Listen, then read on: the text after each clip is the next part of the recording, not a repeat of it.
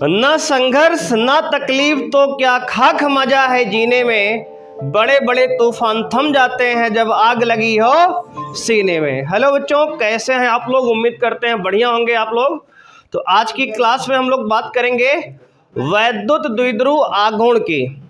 उसके पहले बच्चों कल की क्लास में हम लोग एकांक बिंदु आवेश के कारण वैद्युत क्षेत्र की तीव्रता पढ़े थे। हल्का सा रिवाइज करेंगे और उसका हम वेक्टर स्वरूप आपको समझाएंगे, सदिश स्वरूप समझेंगे।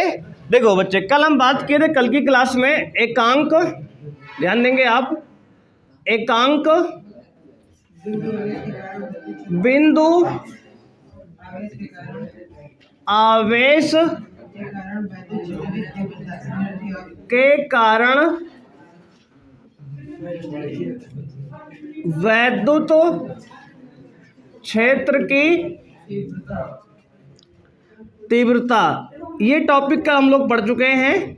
इसमें हमने एक आवेश लिया था, स्रोत आवेश, ये क्यू था।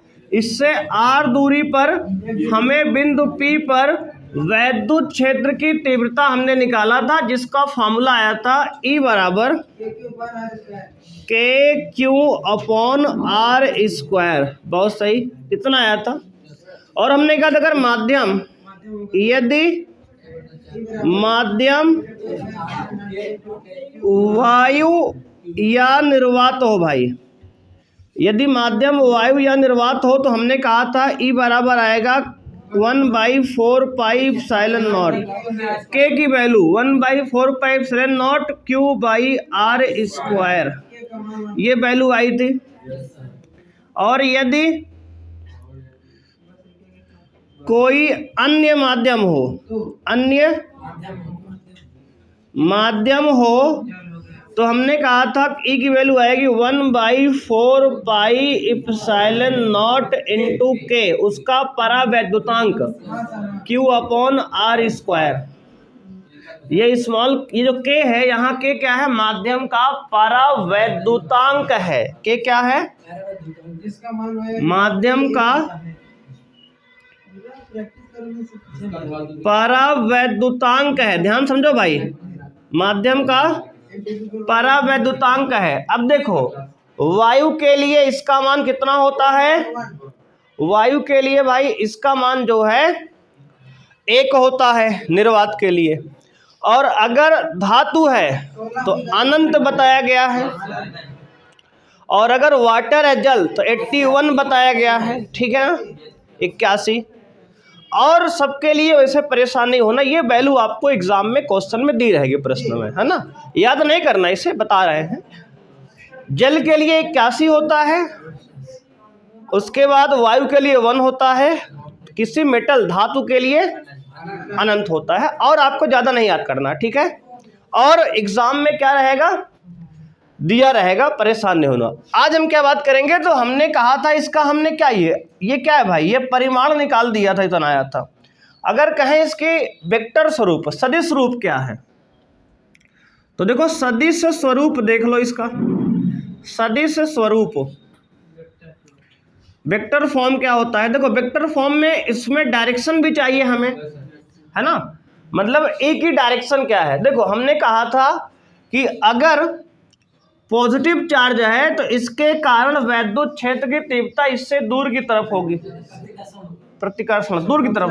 कैसे डायरेक्शन निकालेंगे वैद्युत क्षेत्र की? देखो, अगर किसी बिंदु पर वैद्युत क्षेत्र की दिशा निकालनी है तो वहां पे एक आप धन परीक्षण आवेश ले जाओ। तो हमने यहाँ कल रखा था एक धन परीक्षण आवेश। तो हमने ये देखा कि धन परीक्षण आवेश पर ये स्रोत आवेश Q जो है प्रतिकर्षण बल लगाएगा। क्यों? क्योंकि ये भी पॉजिटिव है, ये भी पॉजिटिव है। अगर दोनों आवेश समान नेचर के हैं, यानी दोनों प्लस प्लस हैं या दोनों माइनस माइनस हैं, तो उसमें प्रतिकर्षण होता है। बात समझ रहे हो ना? सेम जेंडर जिससे प्रतिकर्षण होता है, एक लड़के और दूसरे लड़के में प्रतिकर्षण होता है, और एक लड़का और एक लड़की हो तो क्या होगा? आकर्षण, है ना भाई? बात समझ रहे हो कि नहीं? वैसे ही इसमें भी प्लस है, धनात्मक है, ये भी धनात्मक है, दोनों में क्या होगा? प्रतिकर्षण। तो वैद्युत बल, देखो ये उस पे बल उधर लगाएगा, उस तरफ, दूर की तरफ, तो बल की डायरेक्शन में ही, बल की दिशा में ही वैद्युत क्षेत्र की दिशा होती है। जिस तरफ बल लग रहा है उस तरफ वैद्युत क्षेत्र भी होता है। बल की दिशा में ही वैद्युत क्षेत्र की दिशा होती है। तो एकांक बिंदु आवेश के कारण वैद्युत क्षेत्र की तीव्रता का फॉर्मूला तो ये आया था, ये। और अगर इसका सदिश मतलब सदिश स्वरूप पूछें आपसे, वेक्टर फॉर्म, ये स्केलर था भैया, इसमें केवल मैग्नीट्यूड है, इसको सॉल्व करो नंबर आएगा एक, इंटेंसिटी तीव्रता वैद्युत क्षेत्र की उसकी वैल्यू आएगी। हम कहें डायरेक्शन बता दो आप, सदिश स्वरूप बता दो, तो आप कहोगे ऐसा है ना, वेक्टर फॉर्म पूछ रहे हो आप, हम कहें ठीक है।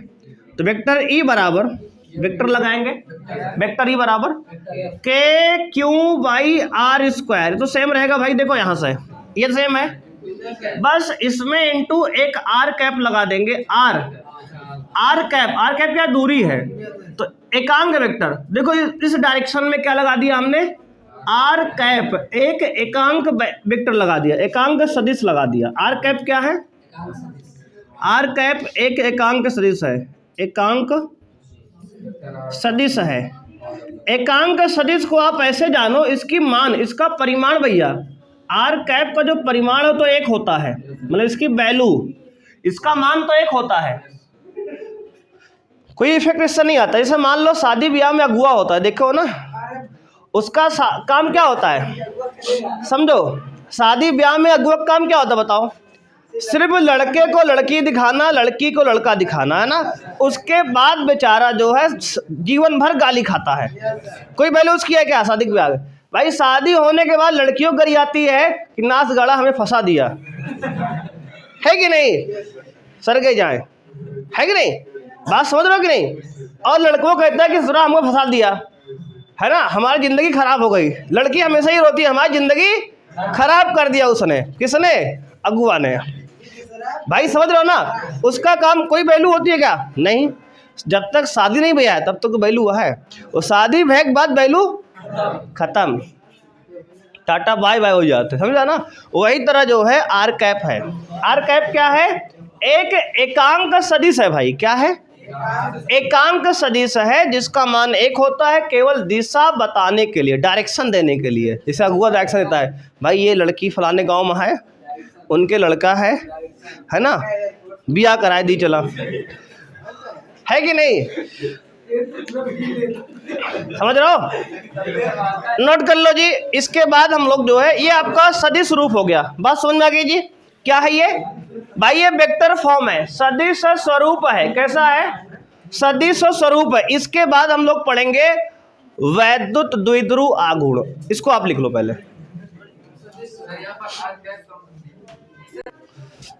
भाई अब लिखेंगे वैद्युत द्विध्रुव, डालेंगे आप हेडिंग, वैद्युत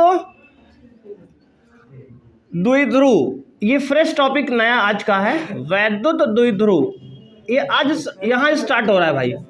वैद्युत द्विध्रुव यानी कि इलेक्ट्रिक डायपोल, क्या है, इलेक्ट्रिक डायपोल, इलेक्ट्रिक डायपोल, वैद्युत द्विध्रुव क्या होता है, ध्यान देना आप, समझो आप। ध्रुव माने जिसके दो पोल होते हैं, दो पोल, दो ध्रुव, द्विध्रुव मतलब दो ध्रुव जिसके होंगे। देखो वैद्युत द्विध्रुव भैया क्या है, समझो समझो, देखो मान लो एक ऋणात्मक आवेश है, एक धनात्मक आवेश है, समान परिमाण है भाई, ध्यान देना, एक प्लस क्यू एक माइनस क्यू, दो समान परिमाण मतलब दोनों की वैल्यू सेम रहेगी, ध्यान समझो, दोनों के परिमाण समान होंगे, दोनों का नेचर विपरीत होगा, एक प्लस और एक माइनस, मतलब एक प्लस आवेश एक ऋण आवेश, एक धन आवेश एक ऋण आवेश, यदि एक दूसरे से बहुत अल्प दूरी पर, बहुत अल्प दूरी पर रखा जाए, अल्प माने बहुत कम दूरी पर, यदि दो आवेश समान परिमाण और विपरीत प्रकृति के बहुत अल्प दूरी पर रखे हों, बात समझ रहे हो, तो और इनके बीच की दूरी जो होती है उसको हम मान लिए 2l, ऐसा क्यों, क्योंकि भैया देखो 2l मानने कारण है, 2l मानने का कारण है, कारण क्या है कि अभी हमें द्विध्रुव का मध्य बिंदु चाहिए होगा, आगे चल के सवाल में डेरिवेशन करेंगे हम। तो वहां पे अगर हम इसको 2l माने रहेंगे शुरू से, तो आधा क्या हो जाएगा, इसका मध्य बिंदु O है, तो ये भैया आधा इतना l हो जाएगा, इतना l हो जाएगा। बात समझ रहे हो, आधा l हो जाएगा, आधा l हो जाएगा। अगर इसको हम पूरा l माने रहेंगे शुरू से, मान लो, तो आधा l/2 l/2 कैलकुलेशन में फिर परेशान करेगा, फ्रैक्शन भिन्न आ जाएगा, बात समझो। और कोई इसका कारण नहीं है कि 2l क्यों माने, बात समझ रहे हो। इसका मेन रीजन ये है, परेशान नहीं होना, 2l माना गया क्योंकि कैलकुलेशन में ईजी रहे। सभी किताब 2l ही कहती है, क्यों, क्योंकि कैलकुलेशन में वो बनाया ही गया ऐसे है। वैज्ञानिकों ने जब बनाया इसको, जैसे एक मशीन बनाते हैं, वॉशिंग मशीन मान लो बनी है, तो उसमें कपड़ा डाल धोया जाता है ना, क्यों जी, कपड़ा धुलने के लिए बनाई गई वॉशिंग मशीन है भाई। क्या उसमें बर्तन धुल सकते हो क्या? अब तुम कहो बर्तन क्यों नहीं धुलते, गलत बात है ना यार, भैया कपड़ा धोने के लिए बनाई गई है, बात समझ रहे हो कि नहीं। अब तुम उसमें बर्तन धुलोगे, खराब हो जाएगी ना। तो हर चीज का एक लिमिटेशन होता है। वैसे ही जब वैद्युत द्विध्रुव बनाया गया, तो इसमें 2l लंबाई मान लिया गया, तो वही लंबाई हम लोग मानते हैं, ठीक है, सब कुछ फिक्स है पहले से ही। रीजन क्या है मानने का बता दिए, क्योंकि मध्य से बिंदु पे O मानेंगे तो आधी दूरी l हो जाएगी, आधी दूरी, समझ में आ गया। और सुनो आगे, अब ये जो आवेश होंगे ना, आवेश, ये आवेश, इनकी जो कोटि होगी 10 की पावर -6 से 10 की पावर -10 कूलाम के ऑर्डर के होंगे। इतने कूलाम के ऑर्डर के होंगे, कोटि के, मतलब माइक्रोन से एंगस्ट्रॉम के कोटि के। ये माइक्रोन लिखा है, एक माइक्रोन से एक एंगस्ट्रॉम के कोटि के होंगे। कौन? आवेश। ध्यान से बात को सुनो, समझो, फिर बोलो भाई, मजा आएगा। अब हमने कहा जो इनके बीच की दूरी है ना, दूरी,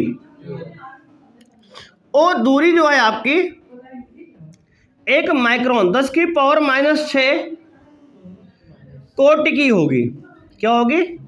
इस कोटि की होगी। इतने जो है मतलब कि 1 माइक्रोन के कोटि की होगी, जो वैल्यू है इस कोटि की होगी, मतलब इतनी पावर की रहेगी लगभग अप्रॉक्सीमेट। चार्ज इन रेंज में होगा, लंबाई इस रेंज में होगी, बताया गया पहले से, आपको सब कुछ डिफाइन है पहले से। तो अब वैद्युत द्विध्रुव है क्या, समझते हैं।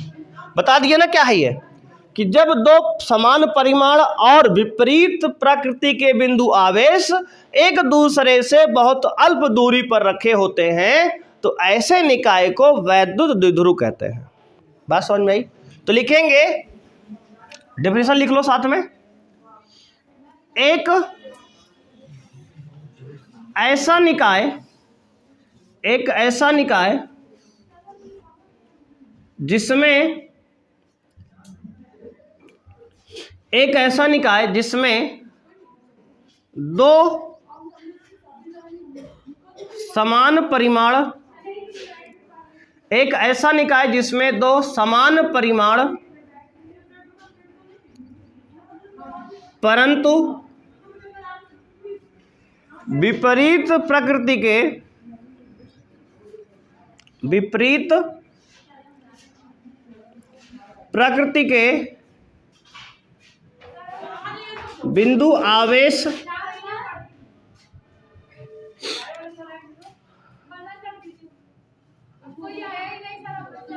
विपरीत प्रकृति के बिंदु आवेश बहुत अल्प दूरी पर रखे हों।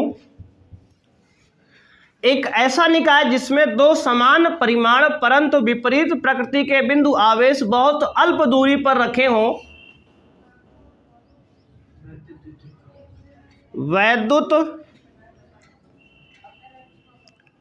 द्विध्रुव कहलाता है। ठीक है, ये भाई इसकी डिफिनीशन है। एक ऐसा निकाय जिसमें दो समान परिमाण परंतु विपरीत प्रकृति के बिंदु आवेश बहुत अल्प दूरी पर रखे हों, वैद्युत द्विध्रुव कहलाता है। अब ये दूरी किस ऑर्डर की होगी हमने बता दिया, इस आवेश किस ऑर्डर का होगा हमने ये बता दिया आपको, इनके बीच का ऑर्डर होगा। अब देखो इसका एग्जाम्पल क्या है। इसका एग्जाम्पल बच्चे सबसे आसान उदाहरण है, उदाहरण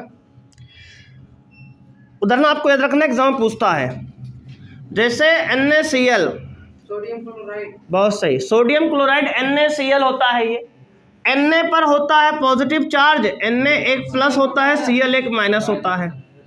एक से एग्जाम्पल है हाइड्रोजन ब्रोमाइड HBr, हाइड्रोजन पे प्लस चार्ज, ब्रोमीन पे एक माइनस चार्ज होता है।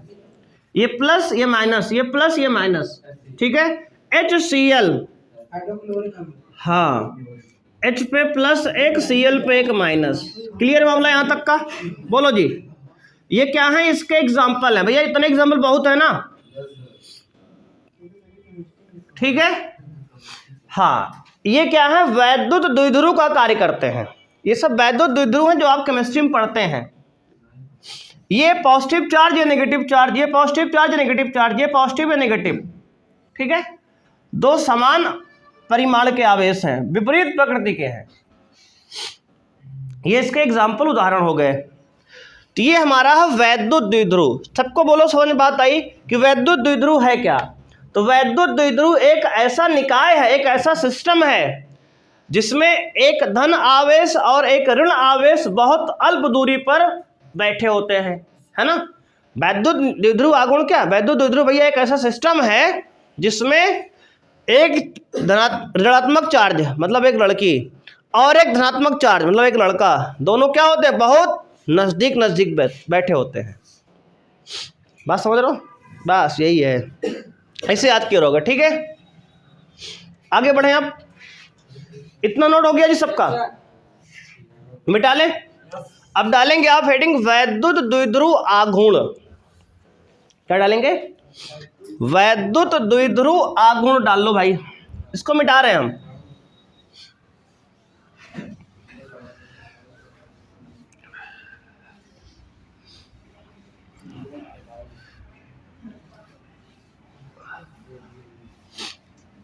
वैद्युत द्विध्रुव आघूर्ण, इलेक्ट्रिक डायपोल मोमेंट, वैद्युत द्विध्रुव आघूर्ण डाल लो, मतलब इलेक्ट्रिक डायपोल मोमेंट। ये क्या होता है भाई? देखो ये क्या होता है, सबसे पहले इसको P से भाई लिखते हैं। किससे? P से लिखते हैं, ध्यान देना बात को। ये अब होता क्या है, दोनों आवेश में से किसी एक आवेश का परिमाण, ध्यान देना क्या होता है ये, दोनों आवेश में से किसी एक आवेश का परिमाण और उनके बीच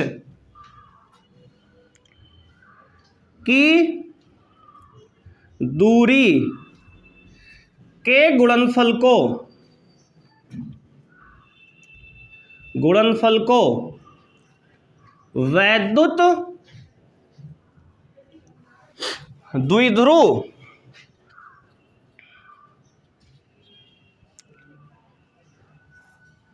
आघूर्ण कहते हैं। याद हो गया? बात समझो। दोनों आवेश में से एक आवेश का परिमाण, किसका परिमाण? जहां जिसका हमने कहा, दोनों में से एक आवेश का परिमाण। देखो परिमाण बोला है मतलब चिन्ह नहीं लेना, प्लस माइनस, केवल वैल्यू लेना है। और उनके बीच की दूरी 2l के गुणनफल को वैद्युत द्विध्रुव आघूर्ण कहते हैं भैया। यानी P से इसको लिखते हैं तो P बराबर हो जाएगा दोनों आवेश में से एक आवेश का परिमाण। दोनों क्यों है तो एक बार क्यों ले लो, एक आवेश हो गया, और इनके बीच की दूरी, दोनों के बीच की दूरी कितनी है? 2l। बात समझ रहे हो? बस यही है क्या? वैद्युत द्विध्रुव आघूर्ण। P बराबर 2 क्यू एल इसको लिखते हैं शॉर्ट में, मिला देंगे तो मिलाएंगे तो ये बन जाएगा 2 क्यू एल, एल क्यू या क्यू एल बात वही है। 2 क्यू एल थोड़ा सा अच्छा दिख रहा है पढ़ने में ना, 2 क्यू एल। ठीक है, मामला क्लियर यहाँ तक का। तो ये वैद्युत द्विध्रुव आघूर्ण क्या समझ में आया, इसको ऐसे याद करो, Q इंटू 2L, एक आवेश और उनके बीच की दूरी, एक आवेश और उनके बीच की दूरी के गुणनफल को वैद्युत द्विध्रुव आघूर्ण कहते हैं, इसको P से लिखते हैं। और ध्यान दो अगला पॉइंट इसमें लिखेंगे, यह एक सदिश राशि है, यह एक सदिश राशि है। भैया ध्यान देना, कैसी राशि है, सदिश राशि है। अच्छा ही बताओ, अगर ये सदिश राशि है तो इसकी दिशा होगी, इसकी दिशा होगी, बात समझ रहे हो कि नहीं। किसके, टाइगर श्रॉफ की दिशा है, वो तो हम भी जानते हैं यार, कह रहा दिशा टाइगर श्रॉफ भैया की है, तो तुम्हारी भाभी होगी ना बे, फालतू की बात करता है।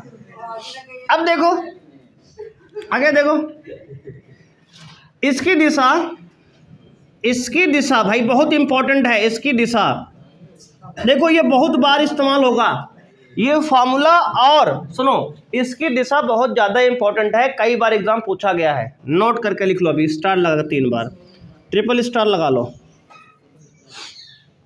इसकी दिशा -Q से +Q की ओर होती है, -Q से +Q की ओर। ध्यान देना, ये वैद्युत द्विध्रुव आघूर्ण P की दिशा ये होती है भाई, P एक वेक्टर क्वांटिटी है, सदिश राशि है, और इसकी दिशा क्या होती है, -Q से +Q की ओर होती है। क्या दिशा, डायरेक्शन,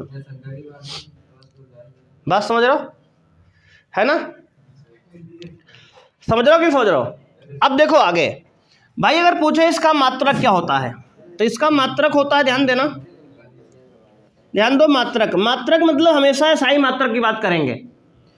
आवेश का मात्रक क्या होता है, कूलाम। देखो तो आवेश का मात्रक कूलाम है, कूलाम, और लंबाई का मात्रक 2L, 2 तो मात्रक होगा नहीं, 2 का तो अधिक नंबर है एक, लंबाई L, लंबाई के मात्रक मीटर, तो इसका मात्रक क्या, कूलाम इंटू मीटर। भाई इसको शॉर्ट में लिखते हैं C इंटू M, सेंटीमीटर मत पढ़ना, कूलाम इंटू मीटर, बात समझ रहे हो, हाँ कूलाम इंटू मीटर। अब एक चीज और बता दो बस, इसकी बीमा क्या होगी भाई, सारी बातें आपको आनी चाहिए। बीमा किसकी, वैद्युत द्विध्रुव आघूर्ण P की।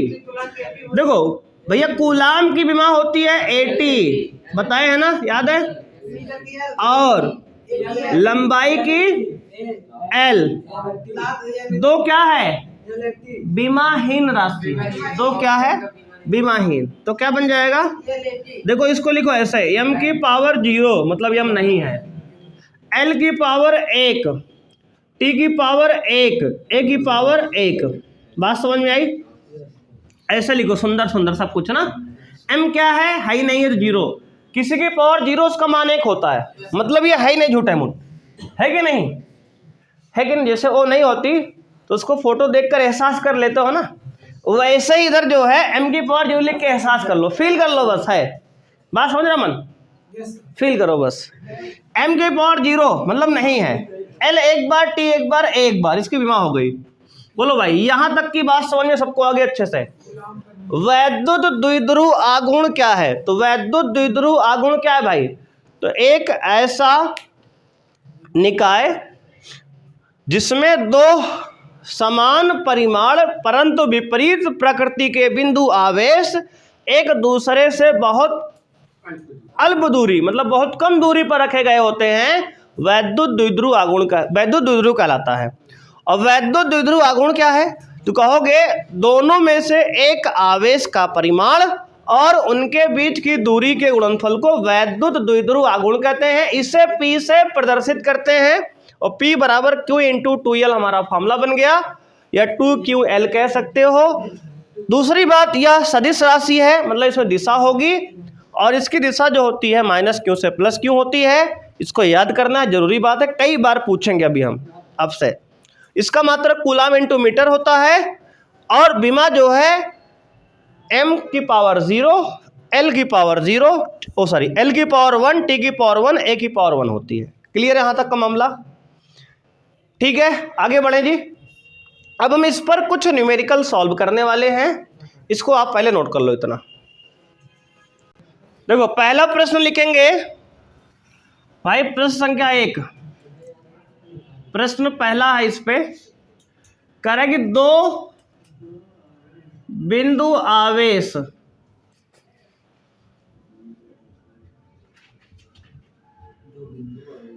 पांच माइक्रोकूलाम व -5 माइक्रोकूलाम के एक दूसरे से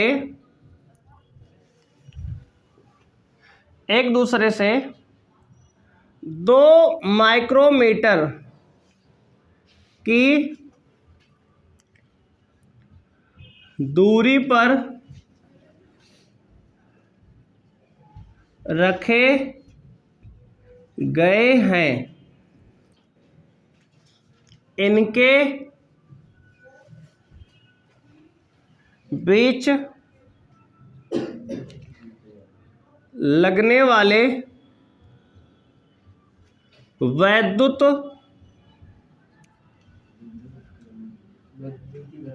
द्विध्रुव आघूर्ण की गणना कीजिए। देखो जी, ये आपका भाई सवाल है, ये पहला प्रश्न।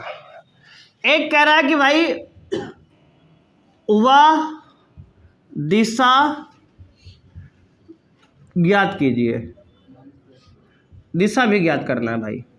ठीक है, आगे जोड़ लो इसी में। एक है -+5 माइक्रोकूलाम का आवेश, एक भैया है ये +5 माइक्रोकूलाम का आवेश, समझ रहे हो? एक -5 एक +5, इनके बीच की दूरी हमें क्या दिया है? तो कहोगे 2 माइक्रोमीटर दिया है। अब देखो यार, फॉर्मूला हमारा क्या होता है भाई? P बराबर Q2QL। ठीक है, अब ध्यान देना इसमें आगे। देखो भाई, इसको आप ऐसे लिखो, P बराबर एक आवेश इंटू दोनों के बीच की दूरी, ऐसे लिखते हैं ना, स्टैंडर्ड फॉर्मेट में लिखो, Q बराबर Q इंटू 2L। अब देखो Q का मान, तो Q का एक मान लिख लो। Q का मान क्या है? 5 माइक्रोकूलाम, क्योंकि परिमाण केवल चाहिए, तो 5 गुणे माइक्रो हटाएंगे तो क्या है? 10 की पावर -6 मीटर। एक माइक्रो हटाएंगे 10 की पावर -6 मीटर आएगा। और दूरी क्या है? 2L का मान पूरा क्या दिया है? 2 माइक्रोमीटर, यानी कि 2 गुणे 10⁻⁻6 मीटर। बात समझ रहे हो? इस पूरे 2L का मान है।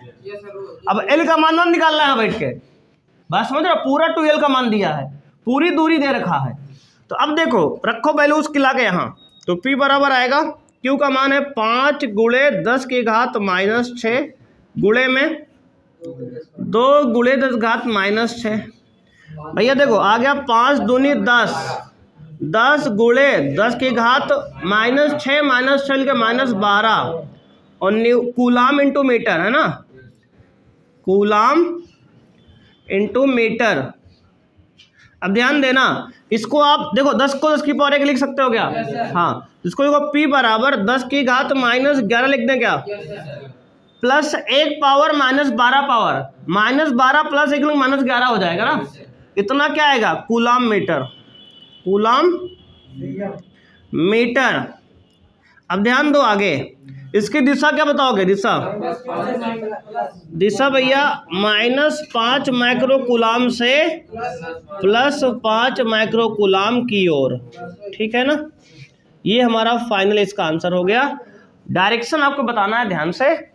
देखो, माइनस वाले आवेश से प्लस वाले आवेश की तरफ दिशा होगी। ठीक है, इसको नोट करो भाई, ये पहला प्रश्न है। कोई समस्या हो तो आप बता सकते हो।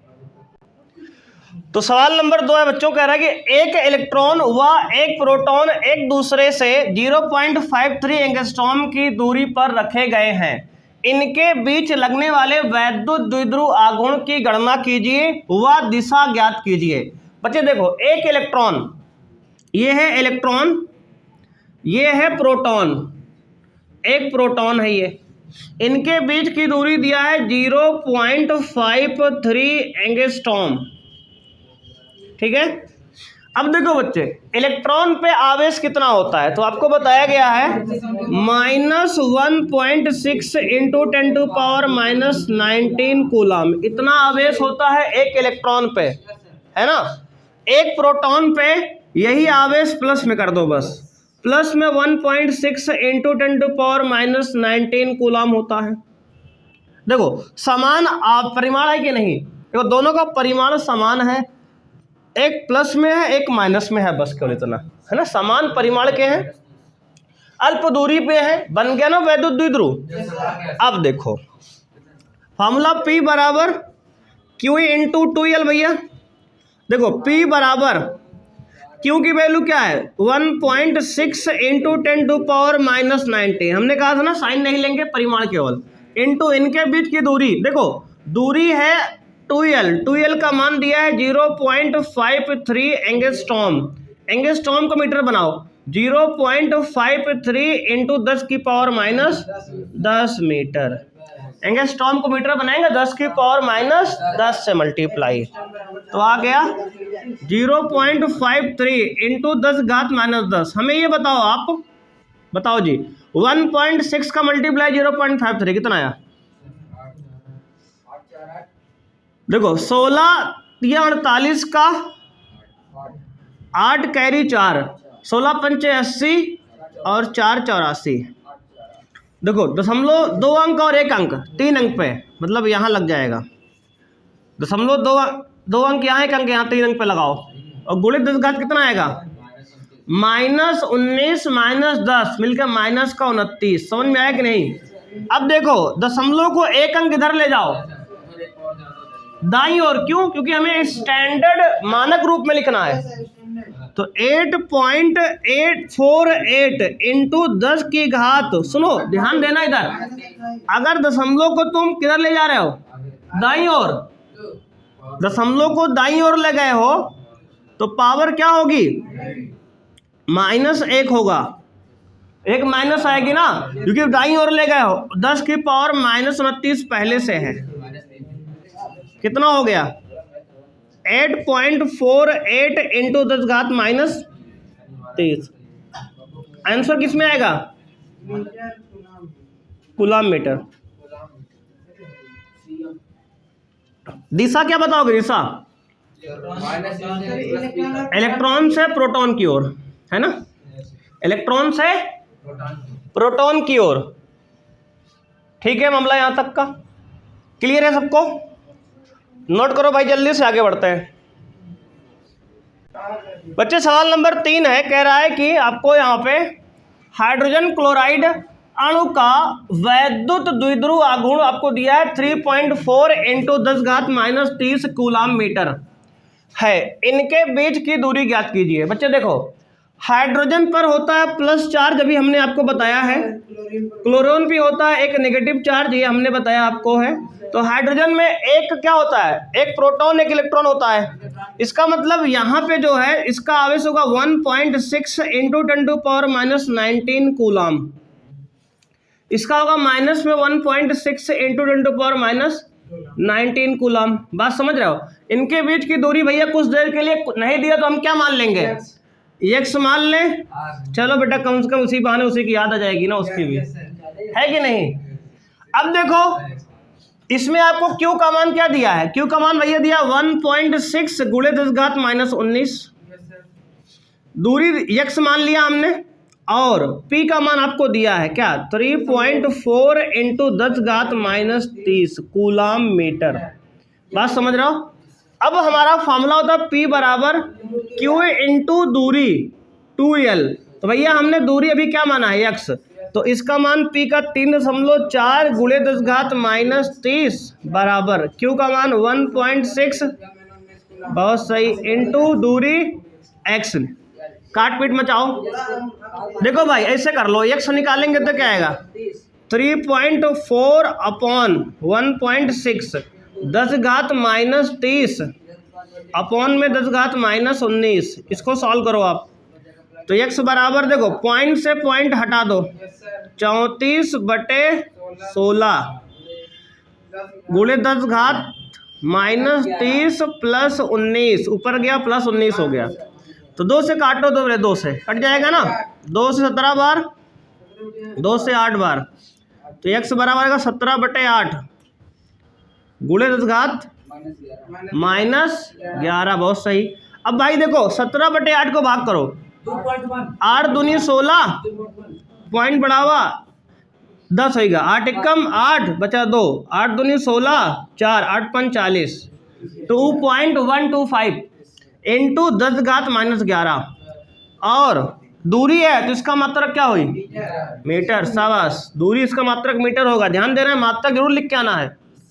क्लियर हो गया। सवाल नंबर ये 3 आपका है, नोट करो, कोई समस्या हो दुख दर्द हो बताओ यहाँ तक, ठीक है। इस तरह के सवाल हो जाएंगे। अब चलो